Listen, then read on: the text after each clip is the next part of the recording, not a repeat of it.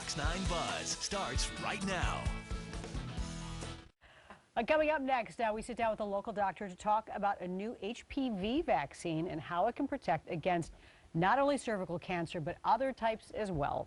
It is at 9:37. A new vaccine is providing new, more protection from cervical cancer, along with several other forms of cancer. And joining me is Dr. Cheryl Bailey from Minnesota Oncology at Abbott Northwestern. Nice to have you here, Dr. Bailey. Thank you so much. Thanks for bringing up the topic. I think this is a very important, especially for, well, girls and preteens, teens, getting them as early as possible in to have this vaccine. First of all, what is new about this particular HPV vaccine?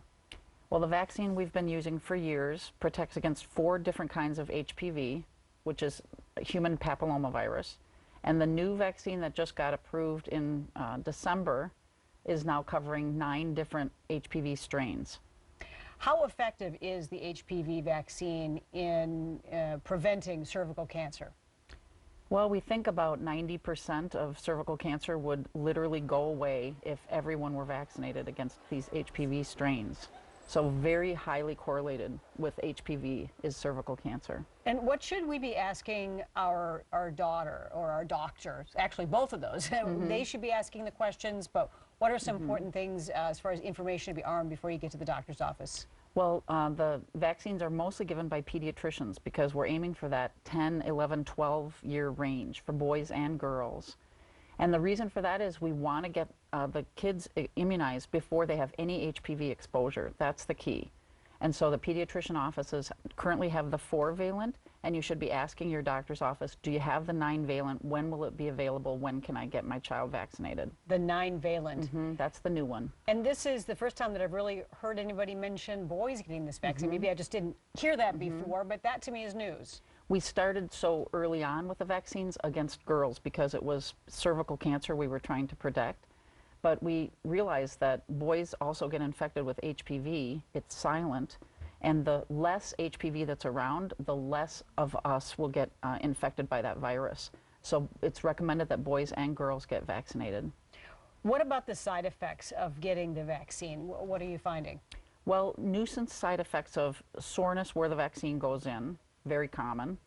Sometimes the kids get a low-grade temp that night, and about 1/3 of the kids will get a small headache. Not usually very important side effects. That typically would happen even with like a flu virus vaccine, wouldn't it? Possible spike in temperature, and that's pretty typical. And because so many people have concerns about vaccines, I would just stress that this has been tested on tens of thousands of girls. No long-term side effects. It's really safe. Does this vaccine also protect against other cancers? Yes.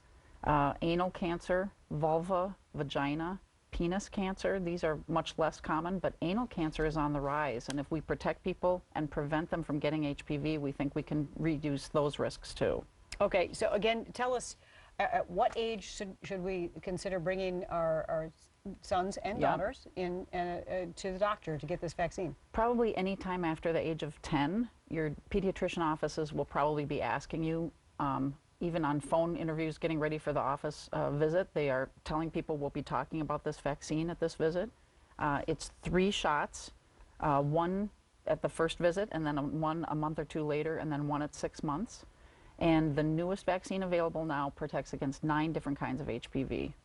Okay, and if someone doesn't have cervical cancer in their family history, should they still really consider getting this? For instance, I'm looking at it from a mother's perspective, but is that important? For sure. It has nothing to do with family history. You don't have to have any other risk factors. You should just get your kids vaccinated.